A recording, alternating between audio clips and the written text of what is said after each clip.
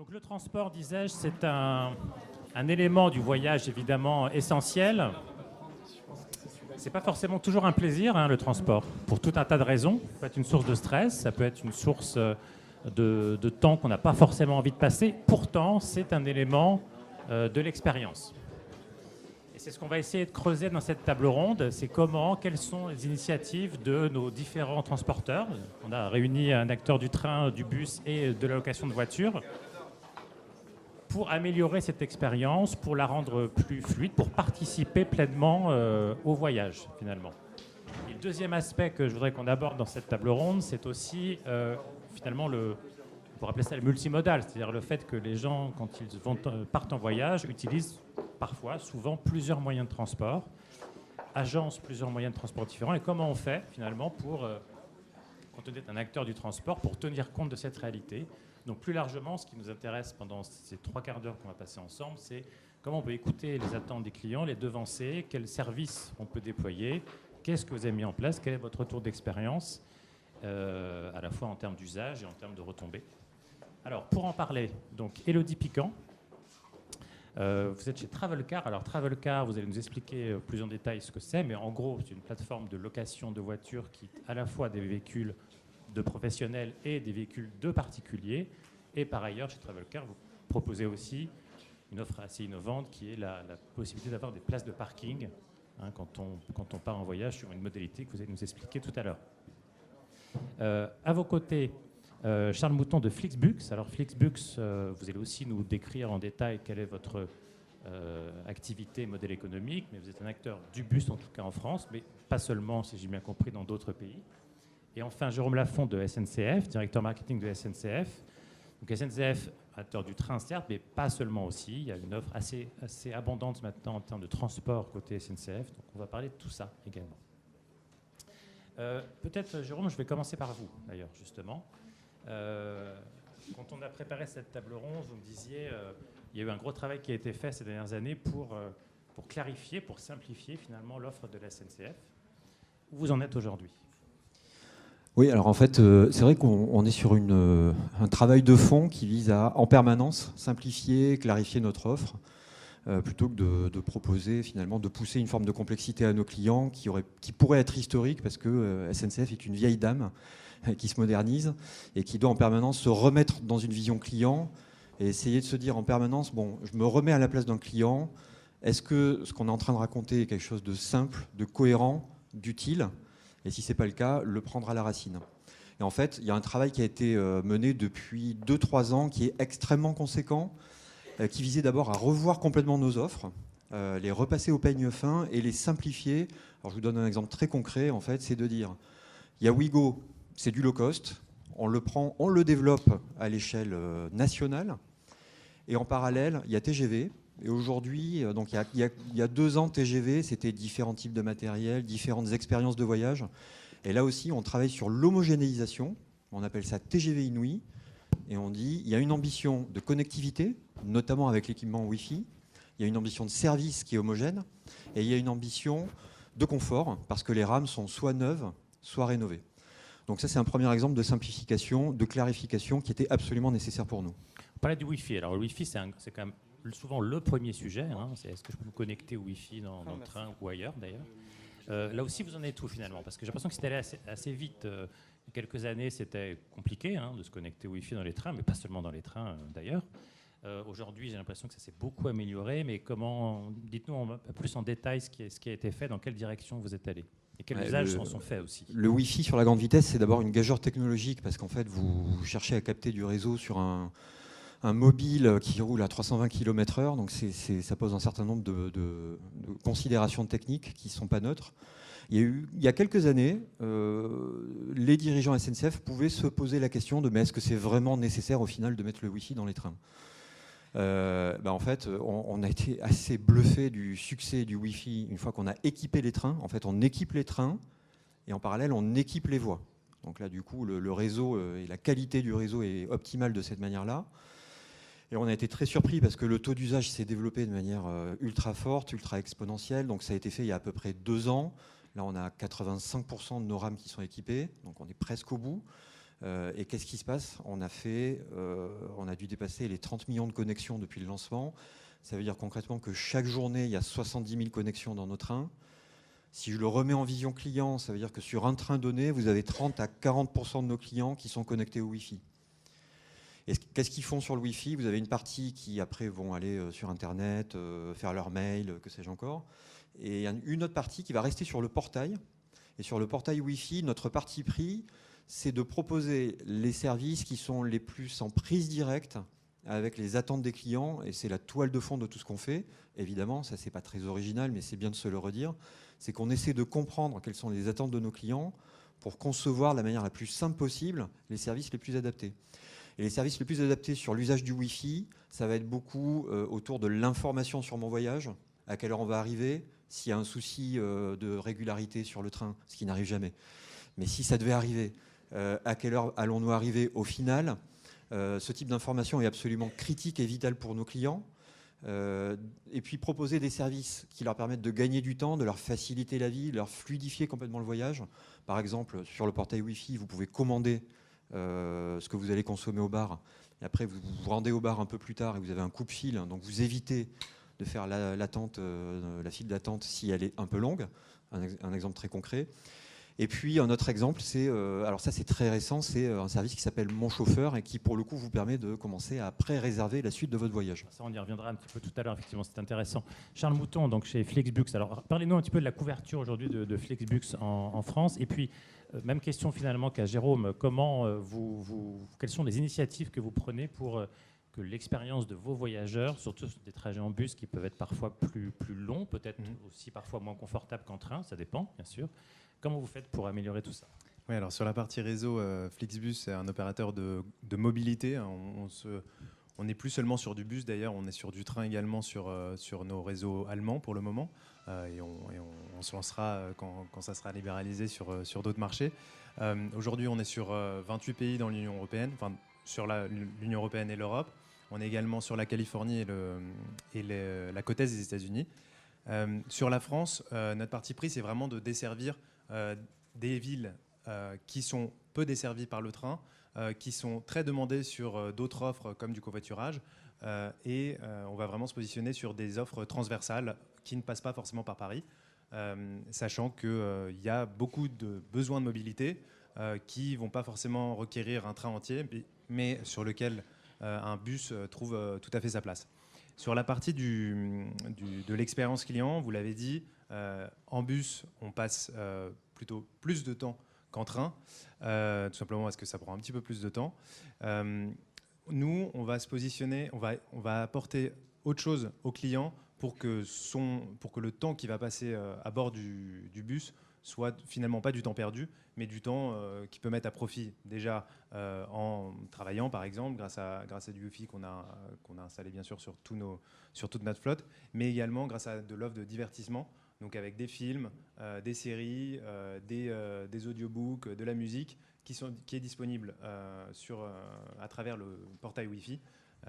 Et à travers lesquels les clients vont pouvoir se divertir pendant toute la durée de leur voyage, sachant que en fonction des destinations, on a le temps de voir plusieurs épisodes d'une série, ce qui peut du coup rendre le voyage un petit peu plus rapide, un peu différent que ce qu'on pouvait s'attendre. Au-delà du digital, est-ce qu'il y a d'autres aspects d'ailleurs du transport de bus sur lesquels vous travaillez pour encore une fois améliorer l'expérience ? Énormément. Alors je vais parler de la sécurité. Aujourd'hui, quand on parle de sécurité dans les transports, on pense tout de suite à l'avion. On dit toujours que l'avion c'est le moyen de transport le plus safe.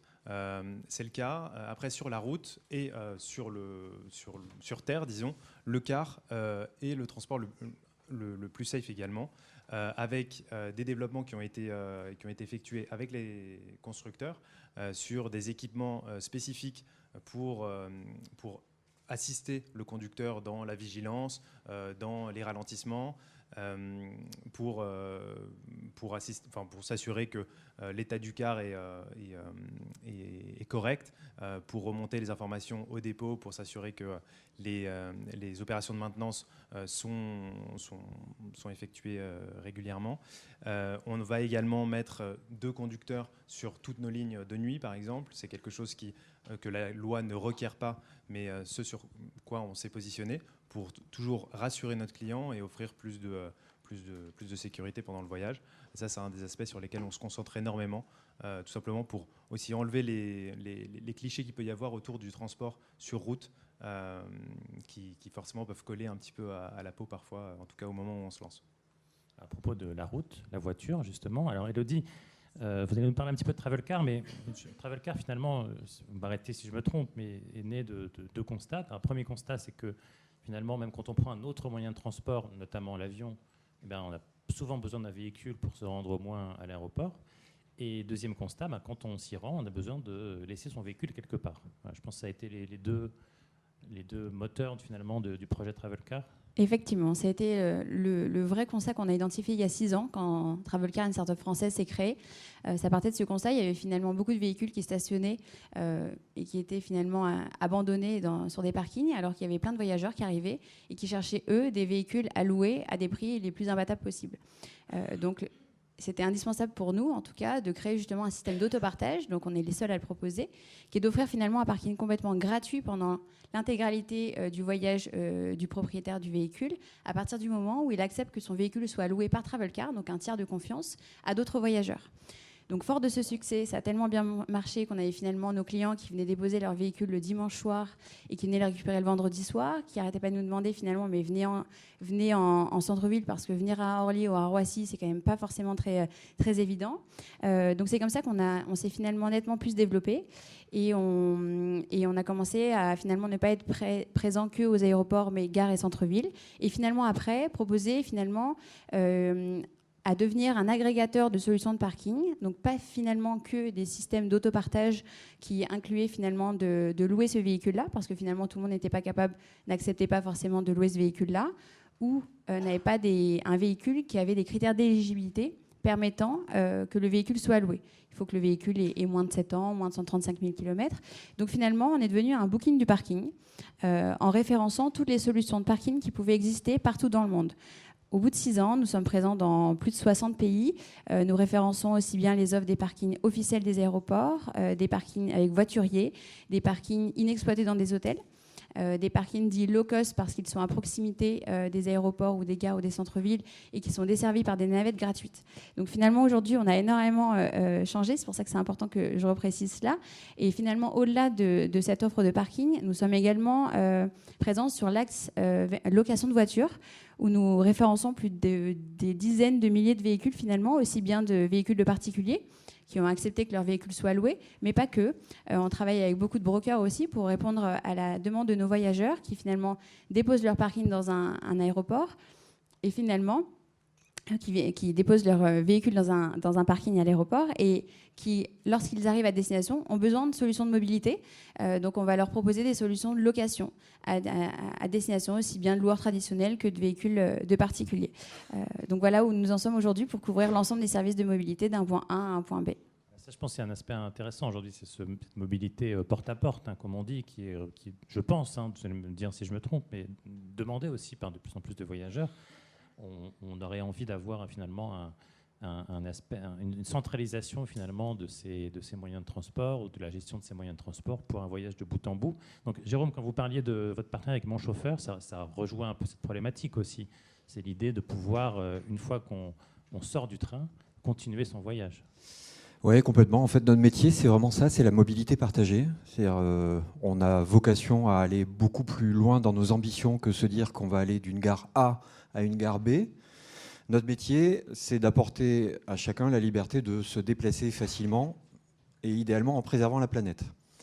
Et du coup, ce que nous regardons de plus en plus, c'est comment on peut aider nos clients en amont et en aval du voyage, en général grande vitesse ou en tout cas longue distance, notamment par des partenariats innovants. C'est ce que nous avons fait et annoncé la semaine dernière, par le biais d'une plateforme qui s'appelle Mon Chauffeur, en fait, et c'est un service TGV et qui consiste à agréger, en fait, c'est un partenariat que nous faisons avec Renault, et cette plateforme vise à agréger l'ensemble des taxis VTC sur voilà, un même support, un même device digital, et de proposer l'ensemble du choix disponible sur un lieu donné à nos clients. Et ça veut dire que du coup, ça nous permet d'être beaucoup plus ambitieux dans notre couverture géographique que nous le faisions auparavant avec un service qui s'appelait IDCAB. Donc finalement, mon chauffeur remplace IDCAB. C'est une ambition qui est beaucoup plus forte parce qu'on va pouvoir aller rapidement sur une cinquantaine de villes, voire une centaine, voire les 200 ou 235 gares TGV qui couvrent le territoire. Et finalement, de proposer des solutions combinées, les plus smart, les plus utiles, les plus fluides, au meilleur prix pour nos clients en amont et en aval du voyage. Et comment ça peut s'inscrire avec d'autres partenaires que vous pouvez avoir, comme avec Blablacar par exemple? On n'est pas en partenariat. Alors, moi, personnellement, je ne suis pas côté SNCF. Alors, oui est en partenariat. Oui.SNCF est en partenariat avec Blablacar, puisque oui héberge l'offre Blablacar sur une partie de son funnel. Pour autant, c'est pas du tout contradictoire. Hein. C'est-à-dire, en fait, quand j'ai dit notre raison d'être, notre ADN, c'est la mobilité partagée, on est complètement dans ce sujet-là. Notre combat, c'est plutôt contre la voiture individuelle. C'est vraiment celui-ci, et c'est pour ça que je disais préserver la planète. C'est une ambition qui est ultra forte et qui est très engageante. Mais notre conviction, c'est aussi de promouvoir des solutions de déplacement qui sont les plus éco-responsables et qui sont les plus respectueuses de l'environnement. Charles Mouton, chez Flixbus, je crois que vous avez aussi cette préoccupation, évidemment, parce que c'est un reproche qui est parfois fait au bus aussi, par rapport à d'autres moyens de transport. Et par ailleurs, vous aussi, je crois que vous avez des partenariats ou des projets avec des acteurs du transport de véhicules, par véhicule. Oui, bien sûr. Ça fait 6 mois qu'on a lancé un partenariat avec Uber sur le dernier kilomètre. Le client va recevoir un coupon de réduction quand il se rend vers une gare routière Flixbus pour pouvoir après reprendre son Uber à la fin de son trajet dans une sélection de gares où le service Uber est disponible. Ce service-là, Uber, on l'a développé d'abord en France et puis maintenant il est disponible également sur certaines villes en Allemagne. Voilà, on parlait de l'écomobilité également. On a lancé 2 lignes toutes électriques, donc 2 lignes qui vont jusqu'à 200 km en tout électrique, donc c'est-à-dire que voilà, tout électrique. Également, tous nos cars respectent les derniers standards de l'Union européenne en termes d'émissions de carbone. Et ça, c'est également un gage qu'on offre à notre client. C'est juste s'assurer que notre flotte va être plus verte que la voiture électrique et va être plus verte que d'autres moyens de transport en fonction de l'énergie utilisée. Par exemple, sur l'Allemagne, nos lignes de train utilisent de l'électricité qui sort de sources 100% renouvelables, par exemple en partenariat avec Greenpeace Énergie. Aujourd'hui, la clientèle du bus, elle est peut-être un peu plus marquée que les autres moyens de transport, peut-être plus jeune d'un côté, éventuellement un peu de seniors aussi, donc peut-être des attentes très particulières aussi. Comment vous analysez tout ça? Qu'est-ce que vous voyez ressortir? Exactement. Alors, par rapport à d'autres acteurs, en effet, une grosse partie de notre clientèle sont des jeunes qui sont hyper connectés. Et c'est pour eux qu'on va développer des services à bord comme le Wi-Fi ou les prises électriques et le divertissement à bord. Également, on va leur permettre de géolocaliser leur car où qu'ils soient, donc qu'ils soient dans le car ou alors qu'ils soient en dehors du car en train de l'attendre à un point d'arrêt. Ça, c'est pour eux qu'on les a développés. Après, pour une autre partie de notre clientèle qui est en effet des seniors qui vont avoir plus de temps pour voyager et pour qui le car reste une option tout à fait viable, on va développer des points de contact et de distribution sur tout le territoire avec des agences qui vont pouvoir leur vendre leur trajet et vendre un produit un petit peu plus adapté avec de la réservation de sièges, avec des snacks à bord qui peut permettre d'enlever un petit peu tous les risques et les peurs qu'il peut y avoir liées au transport par autocar. Élodie Piquant, alors 2 questions. Première question, puisqu'on évoquait des partenariats avec d'autres acteurs, quels sont finalement les grands acteurs du transport, du voyage avec qui vous travaillez? Et deuxième question, on parlait aussi des VTC, Uber ou d'autres. Est-ce que vous avez aussi vocation à travailler avec ces gens-là? Alors oui, au niveau des partenariats, c'est vrai qu'on est très présent dans le secteur du travel. On a la chance de travailler avec énormément de compagnies aériennes, comme par exemple Air France, Transavia et des trentaines d'autres compagnies aériennes dans le monde, qui finalement en fait vont promouvoir et pousser la solution Travel Car à leurs clients quelques jours avant le départ.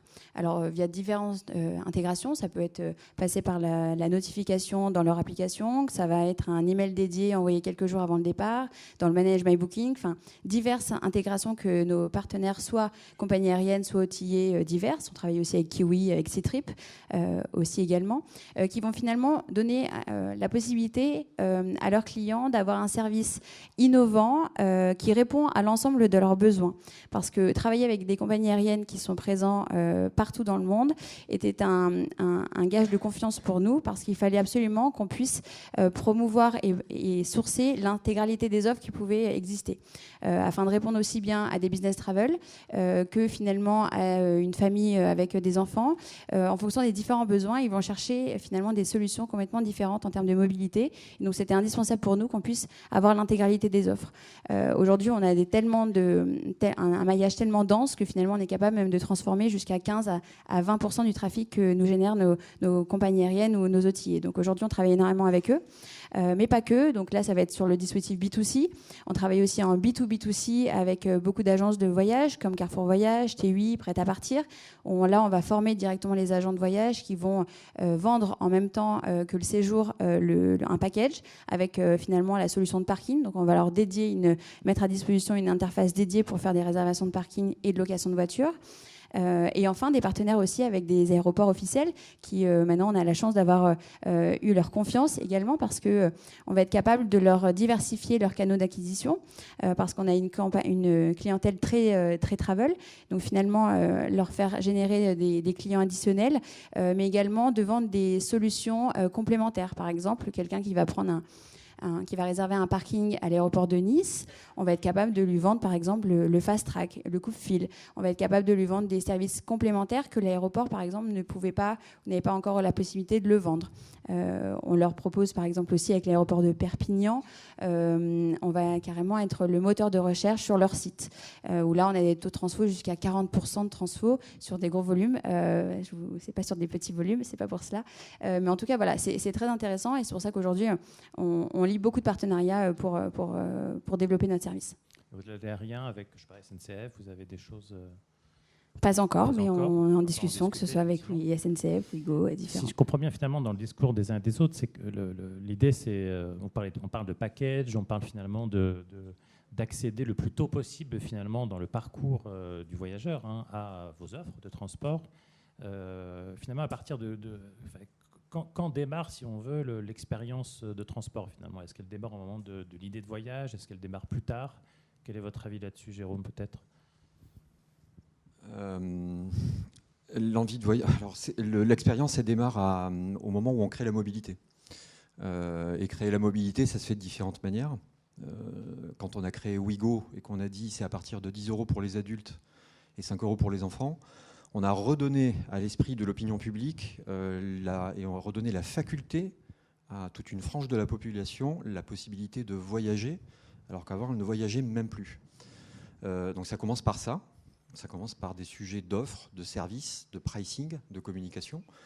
Et puis après, sur des sujets plus digitaux, sur les touchpoints du type oui.sncf, bien évidemment, ça passe aussi, par exemple, par la promotion des destinations, et donc toutes les stratégies de destination marketing qu'on va pouvoir mettre en œuvre, là aussi, pour donner envie de bouger, donner envie d'aller à tel ou tel endroit. Et puis donc, ça veut dire pour nous que l'expérience client, elle démarre effectivement dans ce temps un peu clé où on se dit, tiens, j'ai envie de bouger. Et du coup, ça va se matérialiser par la partie planification du voyage, distribution, achat, ensuite l'arrivée dans la gare, et puis le voyage et l'après-voyage aussi, qui est très important d'un point de vue relation client, marketing. Quelque part, quand on est un acteur du transport, là je m'adresse à tout le monde, on devient presque un agent de voyage en fait, si je résume un peu. Et on doit inspirer, on doit finalement proposer autre chose que le transport qui est notre cœur de métier. Je me trompe, ou Élodie ou Charles? Oui, bah c'est pour ça. J'imagine qu'on est un petit peu sur la même longueur. On fait des partenariats avec des offices de tourisme également, Oui. qui comptent sur nous pour développer une destination tourisme.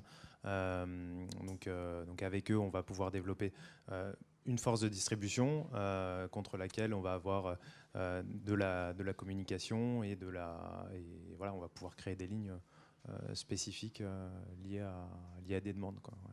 Très bien. Elodie, vous voulez apporter un complément? Sinon, Oui, c'est de toute manière, depuis ce matin, on en discute. C'est vrai qu'il y a une vraie convergence des activités, une mutation du secteur. Quand on voit effectivement qu'Amazon, maintenant en Inde, vend des billets d'avion, que effectivement Booking vend des activités, on est obligé en fait maintenant de simplifier vraiment l'ensemble de l'expérience utilisateur et de faire en sorte de lui proposer l'intégralité, non pas l'intégralité, mais les meilleures offres pertinentes, adaptées à chaque client. Donc on va être obligé en fait finalement de proposer des solutions qui vont lui correspondre, quelle que soit sa nationalité et ses besoins et sa segmentation client. Et c'est pour ça qu'aujourd'hui, par exemple, j'ai pas répondu à la question tout à l'heure, mais on travaille aussi sur des solutions de transfert, parce qu'effectivement, aujourd'hui, on était sur on travaillait sur la partie parking et location de voitures, mais on ne peut pas s'arrêter là, on doit continuer, et donc on travaille aussi à intégrer des solutions de transfert, VTC, pour justement accompagner les voyageurs. Donc plein de synergies qu'on est obligé de créer pour justement répondre au moment où le voyageur est présent sur une seule plateforme, de lui proposer l'intégralité des solutions. alors là, on parle d'expérience client, voyageur, mais il ne faut pas oublier non plus l'expérience des opérateurs. Je pense aux chauffeurs, aux conducteurs, aux contrôleurs aussi. Il ne faut pas qu'ils soient oubliés par la transformation de l'expérience et la transformation numérique. Qu'est-ce que vous faites de ce point de vue-là? Peut-être Jérôme Lafont Oui, à l'exemple des contrôleurs, donc nous on les appelle maintenant chefs de bord, parce que c'est les chefs à bord, donc c'est les chefs de bord. En fait, ce qu'on s'est dit là aussi, c'est ce qui était intéressant. Souvent on parle d'approche customer-centrique, d'entreprises qui ont remis le client au cœur. Et donc la question qu'il y a derrière ça, c'est de manière très concrète, on fait comment, au-delà de l'aspect communication. Et donc ce qu'on a testé, c'est assez récent en fait, ça date d'il y a à peu près 1 an. On a mis en place un système d'enquête à chaud, très rapide. À la descente du train, les clients peuvent être sondés, certains, donc on a un taux assez conséquent de clients qui répondent. Et finalement, ça va nourrir l'application du chef de bord. C'est une application qui s'appelle Mes clients. Et ça veut dire que dans l'heure qui suit, il a un retour à chaud direct. C'est un peu comme la note, c'est la note 5 étoiles ou 4 étoiles de Uber. Et lui, il a sa note. Et il a sa note, son appréciation sur la manière dont il a été chef de bord, sur le voyage qui a été noté par les clients. Et l'air de rien, c'est une énorme transformation managériale pour nous. C'est un nouveau paradigme. Et ce qui se passe, c'est vachement intéressant parce qu'on pourrait se dire, quand il y a une situation particulièrement désagréable pour les clients, un train bloqué parce qu'il a percuté un chevreuil ou des choses comme ça, le chef de bord, il pourrait se dire, je vais avoir une note catastrophique. Et c'est là où ça devient très intéressant, c'est parce qu'il se rend compte qu'il peut avoir des notes parfois excellentes quand il a été très bon dans l'attention qu'il a portée au client, l'information qu'il a donnée pas trop tard, la manière dont il a pu gérer les correspondances, etc., etc. Donc il intègre par ce retour-là à chaud, immédiatement, la perception client et la vision client, et il se rend compte de l'action immédiate, de ce qu'il a bien fait, et de la manière dont ça joue dans le NPS ou la satisfaction. Donc c'est un exemple qui est super intéressant pour nous, qu'on est en train de déployer sur l'ensemble du territoire. Et on nourrit vraiment de manière, je pense, assez intéressante, un bon équilibre entre le digital et l'humain pour pouvoir servir les clients au mieux. Elodie ou Charles, même question sur finalement comment en interne aussi on s'organise et on propose des outils aux personnes qui conduisent finalement les véhicules pour s'inscrire dans cette démarche d'expérience au final, de bonne expérience pour le client et pour tout le monde. Alors nous, de la même manière, on va effectivement évaluer le service parce qu'on n'est pas sur place. Donc on est obligé, de par notre position d'intermédiaire, de vraiment valider et faire en sorte que nos clients aient la meilleure expérience client. C'est vraiment le nerf de la guerre. Donc il faut absolument qu'on soit, toutes les équipes, en fait, dès qu'on a une note qui est inférieure à 4,5 sur 5, tout de suite, en fait, on intervient au niveau du partenaire, on essaie de savoir ce qui s'est passé, on essaie de comprendre comment on pourrait le faire mieux.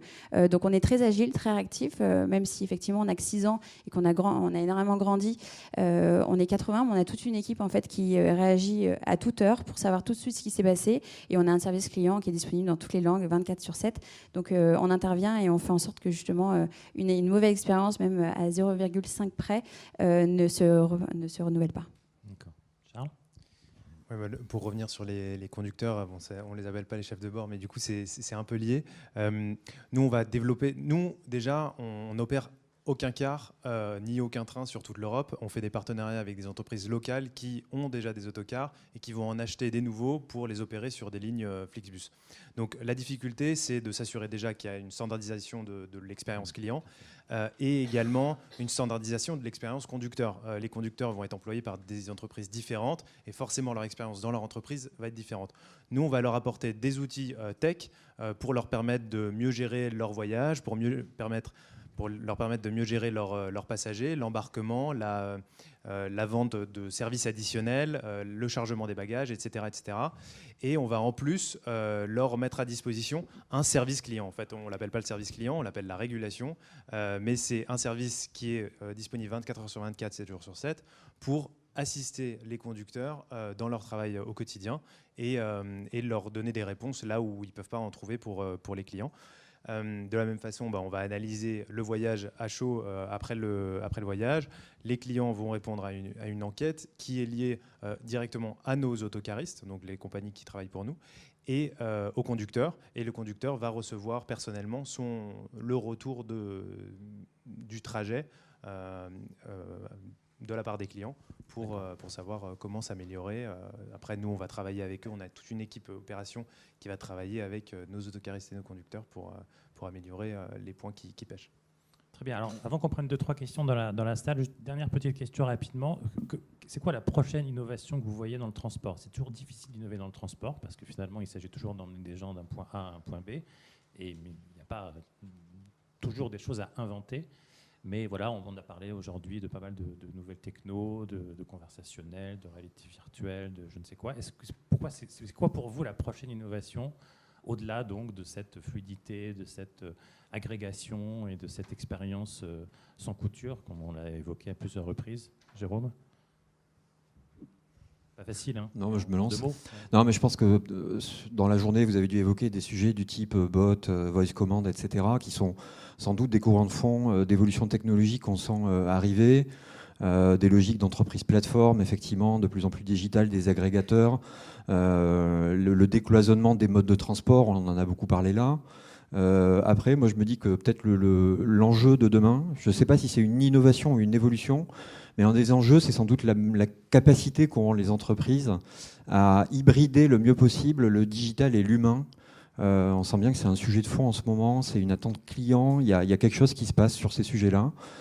Et c'est la capacité à composer, à faire des composites les plus réussis possibles entre l'interaction humaine et la fluidité et la facilité du digital. C'est pour moi l'un des enjeux majeurs des 5 années qui arrivent. Élodie ?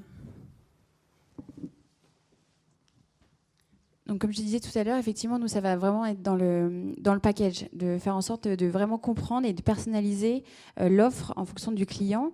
Et donc, effectivement, en fonction de s'il va réserver un parking à Roissy, s'il va partir à Porto, on peut être quasiment sûr qu'il va avoir besoin d'un véhicule à sa destination et qu'il va faire telle ou telle activité plus ou moins parce qu'on a su d'où il vient, via quelle compagnie aérienne, quelles sont ses habitudes de consommation aussi qu'on a pu récolter. Donc, on va réussir à packager au sein d'une seule plateforme l'intégralité des offres. Et ça, c'est aujourd'hui pour moi ce qui est très important, de travailler aussi bien sur l'upsell que sur le cross-sell. Très bien, merci Charles. Pour finir. Oui, alors aujourd'hui, on se positionne, pour Flixbus en tout cas, on se positionne sur plutôt du low cost.